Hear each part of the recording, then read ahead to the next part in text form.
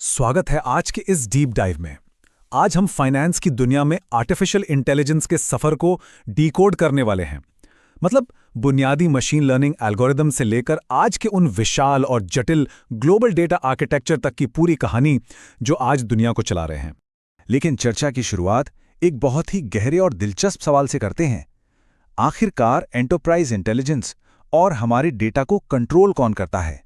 सच मानिए, ये सिर्फ एक तकनीकी सवाल नहीं है। आज डेटा पर हमारी जो निर्भरता है और इसके मालिकाना हक को लेकर जो बड़ी बहस छिड़ी है, आज की पूरी चर्चा का केंद्र वही है। तो आज का हमारा रोड मैप काफी दिलचस्प है।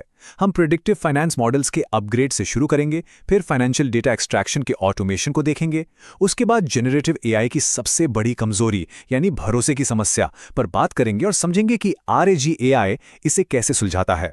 और अंत में डेटा संप्रभुता की उस महालड़ाई पर चर्चा करेंगे जो भविष्य तय करने वाली है। सबसे पहले बात करते हैं प्रिडिक्टिव फाइनेंस मॉडल्स की। सालों से फाइनेंस की दुनिया उन्हीं पुराने स्टैटिक मॉडल्स के भरोसे बैठी थी जो सिर्फ ऐतिहासिक डेटा पर काम करते थे। लेकिन हाई स्टेक्स वाले फाइनेंशियल माहौल में जहां एक छोटी सी गलती करोड़ों का नुकसान कर सकती है, अब सिर्फ बीते हुए कल के भरोसे नहीं बैठा जा सकता। इसे अज़रबैजान के छोटे और मझोले उद्यमों यानी एसएमईज के क्रेडिट रिस्क वाले एक असली उदाहरण से समझते हैं। यहाँ पारंपरिक मॉडल पूरी तरह हाफने लगते हैं क्योंकि कमोडिटी की कीमतों में अचानक होने वाले उतार चढ़ाव या कैश फ्लो के बदलाव जैसे डायनामिक फैक्टर्स को संभालना उन पुराने स्टैटिक मॉडल्स के बस की बात ही नहीं है। और आंकड़े खुद इस बात की गवाही देते हैं। अगर हम पारंपरिक डेल्फी मॉडल की तुलना रैंडम फॉरेस्ट एआई मॉडल से करें तो एआई ने पुराने मॉडल को हर मोर्चे पर पछाड़ दिया है। चाहे एक्यूरेसी हो, प्रिसिजन हो या रिकॉल, एआई ने संभावित डिफॉल्ट्स को पहचानने की ताकत जबरदस्त तरीके से बढ़ा दी है। ये कोई मामूली सा अपग्रेड नहीं है, ये रिस्क असेसमेंट का पूरा गेम बदल रहा है। प्रिडिक्टिव मॉडल से आगे बढ़कर अब फाइनेंस के ऑपरेशनल हिस्से की तरफ चलते हैं। ये एकदम साफ है कि जब अनस्ट्रक्चर्ड और फैले हुए फाइनेंशियल डेटा को निकालने की बात आती है तो आर्टिफिशियल इंटेलिजेंस पुराने टूल्स को पूरी तरह से मैदान से बाहर कर रहा है। यहाँ लार्ज लैंग्वेज मॉडल्स यानी एलएलएम्स ने एक लंबी छलांग लगाई है। अब सोचने वाली बात है कि ऑटोमेशन की इतनी सख्त जरूरत है ही क्यों?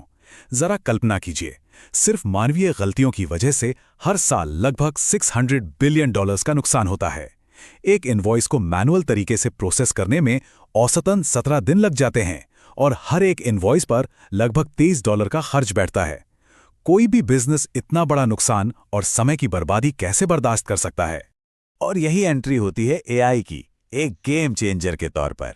जब क्लॉड सोनेट 3.5 जैसे आधुनिक लार्ज लैंग्वेज मॉडल्स की तुलना एज्योर या डॉक्समो जैसे पुराने ऑप्टिकल कैरेक्टर रिकॉग्निशन यानी ओसीआर टूल से की जाती है तो नतीजे सच में हैरान करने वाले होते हैं।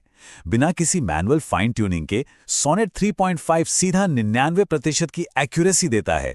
ये सचमुच परफेक्शन के बेहद करीब है। लेकिन रुकिए, हर कहानी में एक पेच होता है और जेनरेटिव एआई की कहानी भी इससे अलग नहीं है। इसकी क्षमताएं भले ही जादुई लगें, लेकिन कुछ बुनियादी कमियां इसे फाइनेंस के क्षेत्र में एक बहुत बड़ा खतरा बना देती हैं। इसे हम जेनरेटिव एआई की भरोसे की समस्या या हेलुसिनेशन की रुकावट कह सकते हैं।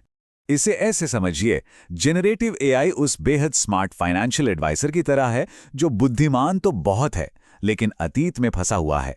उसके पास रियल टाइम नॉलेज नहीं है, डोमेन स्पेसिफिक डेटा गायब है और वो अपनी जानकारी लाता कहां से है ये किसी को नहीं पता। सब कुछ एक ब्लैक बॉक्स है। और सबसे बड़ी बात, जब उसे कुछ नहीं पता होता तो वो पूरे आत्मविश्वास के साथ बातें मन घड़ंत बना लेता है। इसी को हैलुसिनेशन कहते हैं। इस बात को AWS का ये कोट बहुत ही बेहतरीन तरीके से समझाता है। वर्तमान LLM असल में अतीत के स्नैपशॉट हैं। रियल टाइम डेटा को शामिल करने में उनकी अक्षमता का मतलब है कि वे समय में जमे हुए यानी फ्रोजन इन टाइम हैं। अब सोचिए, अगर सिस्टम समय में जमा हुआ है तो निवेश के फैसले या सख्त नियमों के पालन में ये कितनी बड़ी तबाही मचा सकता है। गलत जानकारी पर लिए गए फैसले सचमुच विनाशकारी हो सकते हैं। तो फिर इस जमे हुए समय वाली समस्या का इलाज क्या है? यहीं पर कहानी में एक नया मोड़ आता है और एंट्री होती है एक खास तकनीकी समाधान की।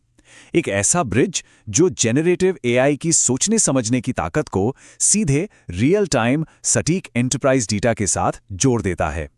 इस तकनीक का नाम है रिट्रीवल ऑगमेंटेड जनरेशन यानी RAGAI। अगर भारी भरकम शब्दों को किनारे रखें तो ये बिल्कुल उसी स्मार्ट फाइनेंशियल एडवाइजर की तरह है जिसके हाथ में अब एक लाइव टर्मिनल दे दिया गया है।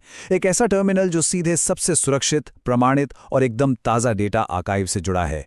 ये जनरेटिव ताकत और बाहरी अप टू डेट नॉलेज का एक शानदार कॉम्बो है। चलिए देखते हैं कि ये पर्दे के पीछे काम कैसे करता है। जब कोई सवाल पूछा जाता है तो RAGI सीधे जवाब जनरेट नहीं करता। वो पहले सिमेंटिक वेक्टर्स का इस्तेमाल करके अपडेटेड नॉलेज बेस में सही जानकारी खंगालता है। फिर इस एकदम नए और सटीक संदर्भ को सवाल के साथ LLM में फीड करता है और इसका परिणाम बिल्कुल सटीक और तथ्यों पर आधारित जवाब। हेलुसिनेशन की बीमारी का ये एक अचूक इलाज है। तो कुल मिलाकर RAG आर्किटेक्चर किसी भी एंटरप्राइज के लिए एक सुरक्षित और रियल टाइम ब्रेन की तरह काम करता है। ये उस ब्लैक बॉक्स वाले अंधेरे को पूरी तरह खत्म कर देता है जो हमें आम जनरेटिव AI मॉडल्स में देखने को मिलता है। अब सिस्टम के पास ताकत भी है और सच्चाई भी। तकनीक तो आ गई और अब ये पहले से कहीं ज्यादा शक्तिशाली, सटीक और डेटा की भूखी हो चुकी है। लेकिन यहीं से हम आज के विश्लेषण के सबसे गहरे और वैचारिक हिस्से की ओर बढ़ते हैं। बड़ा सवाल ये है कि इस विशाल इंटेलिजेंस और इसके डेटा को भविष्य में कंट्रोल कौन करेगा? ये डेटा संप्रभुता यानी डेटा सॉवरेनिटी की एक बहुत बड़ी लड़ाई है। आज हम नियमों और कानूनों के एक बहुत बड़े चौराहे पर खड़े हैं। HIPAA और GDPR जैसे सख्त कानून साफ कहते हैं कि डेटा को सुरक्षित और अपनी भौगोलिक सीमाओं के भीतर ही रहना चाहिए। लेकिन अगर सारा का सारा एंटरप्राइज डेटा उठाकर विशाल क्लाउड कंपनियों के AI API को सौंप दिया जाए तो ये प्राइवेसी कानून टूट जाते हैं और करोड़ों के जुर्माने का खतरा सिर पर मंडराने लगता है।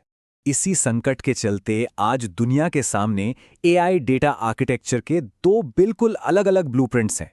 एक तरफ है खुला वेब 3.0 नेटवर्क, जिसे डिसेंट्रलाइज्ड इंटेलिजेंस नेटवर्क या डीन कहते हैं, और इसके ठीक विपरीत है एक पूरी तरह से बंद कॉर्पोरेट किला जिसे प्राइवेट फोर्ट्रेस या ई-डेटा का नाम दिया गया है। अगर इनकी तुलना करें तो दोनों मॉडल्स संप्रभुता और सुरक्षा को अपने अपने चश्मे से देखते हैं। डिन में मुख्य पावर या संप्रभुता आम इंसान के पास है, जबकि फोर्ट्रेस मॉडल में एंटरप्राइज ही सब कुछ है। डिन का मकसद समाज को व्यापक खतरों और पूर्वाग्रहों से बचाना है, वहीं दूसरी तरफ फोर्ट्रेस मॉडल का पूरा फोकस बिजनेस को हैकर्स और वेंडर्स से बचाने पर है। दिन का विजन बहुत ही दिलचस्प है। इसमें डेटा अपनी जगह से कहीं नहीं जाता, बल्कि AI मॉडल खुद डेटा के पास चलकर आता है। डिवाइस से बाहर सिर्फ और सिर्फ एन्क्रिप्टेड अपडेट्स ही निकलते हैं। इसका सीधा मतलब है कि बिना अपना प्राइवेट कच्चा डेटा दुनिया के सामने रखे हर इंसान उसके मूल्य का फायदा उठा सकता है। वहीं दूसरी ओर प्राइवेट फोर्ट्रेस का विजन व्यवसायों के लिए किसी अभेद्य किले जैसा है।